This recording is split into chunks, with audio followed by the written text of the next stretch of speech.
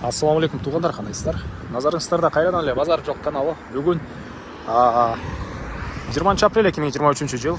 Мен машина базар тарапта жүрөм туғандар. Ошол тараптан машина базарынын тагыраагатан түндүгүнөн келечек конушунан бир сатылуучу үй бар экен. Ошол үй жөнүндө сиздерге маалымат берейин дегем. Биринчи жолу баруу жолун түшүндүрөйүн. Азыр мен турган жер көпчүлүгүңүздөр билген чоң Фрунзе трассасы жана келечек кирип кеткен негизги көчөнүн кесилишине турам. Сиздер ушул көчө мынакей машина базарынын чыгыштарда көчө менен түз эле түндүктү карай барсаңыздар, келечек конушу жайгашкан. Ошонун 13 көчөсүндө сатылуучу үй жайгашкан. Анан конушка чейин бир маршрутка барат, Ош базарынан түз туган. Жана бул трассадан көптөгөн эле маршруттар менен сиздер шаардын бош-бошуна бара аласыздар. Эң негизгиси мынакей суббота, воскресенье күндөрү машина базарга үйүңүздөрдөн бат эле чыгып келе алат экенсиздер. Да, эмне маалымат. Ушул машина базарга ориентир алып келе бериңиздер тугандар. Мен сатылуучуга карай жол алдым. Мынакей тугандар. Келип жол түшүндүргөнчү чыгышта сатылуучуга да жетип келип калдым.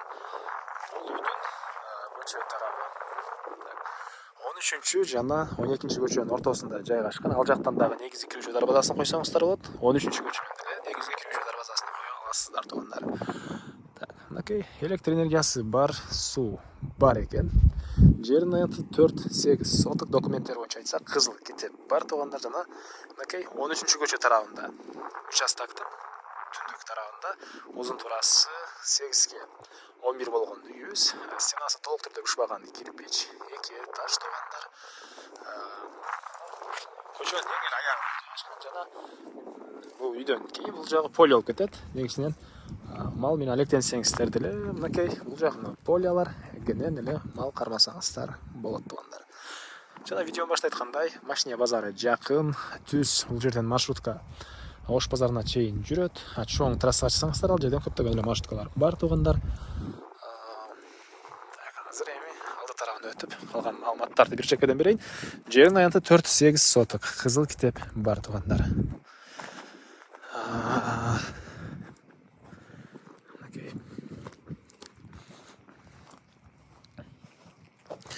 Участок бул жагы бир аз кеңири болуп келип, анан бул жагы бир аз мындай узкирак болуп кетет экен, бирок төрүндө бул жагдан кирип чыгам десеңиздер, кенен бир машина кенен эле баткандай жер. Бул мынакей үйүбүздүн түштүк тарабынан көрүнүшү.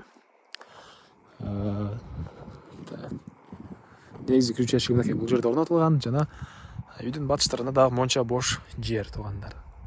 Анан балдар мектепке Баян Антоновканы барышат. И садиктер, частный садиктер бар экен. Азыр биринчи болуп сиздерге үйдүн ички тарабын көргөзөйүн, андан соң короосун бир аз кыдырып дагы калган маалыматтарды бир чекеден берем.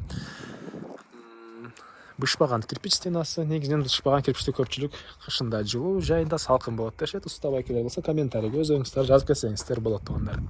Бул үйдүн кире бериши коридор. Оң тарапта бир бөлмө тугандар. Мынакей. Сол тарапта душвананын бөлмөсү окшойт. Душванага расчет алынган. Түштүк тарабынан терезеге жай калтырылган. Бул жакта экинчи ачып кеткен тепкичке жай окшойт менин оюмча. Кыскасы ушул даражага чейин бүтүлгөн ички тарабы тугандар. Жана төрүндө мындай чоң зал.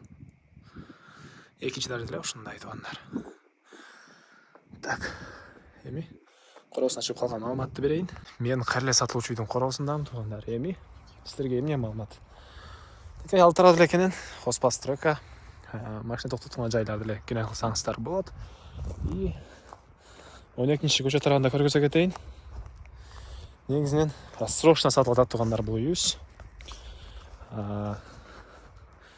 Срочно сатылат. Азыр маалыматтарын берип, анан сиздерге баасын айтам. Бул 12 көчө менен кирген тарабы. Бул жактан да келсеңиздер болот. Кызыл китеп бар, келсеңиздер чекараларны үй ээси өзү дагы тактап көргөзүп берет. 4-8 соток болгон жер участок. Бул үйдүн баасы 21,5 миң, $21,500. Сүйлөшүү болот. Ээлердин номери экранда, ээси-тел деп жазылып турат. Сону кылып сүйлөшүп көрүңүздөр тугандар. Сүйлөшүү болот. Анан достор менен группалармен бұл видеоны сіздер бөліссеңіздер, маға бұл үй иесіне жана кимдир ушул сыяктуу үй издеп жүргөн болсо, ошол адамга чоң жардам берген болосуздар. Анда эмесе мен сіздермен коштошом. Кийинки чыгышка чейин туугандар саламатта калыңыздар.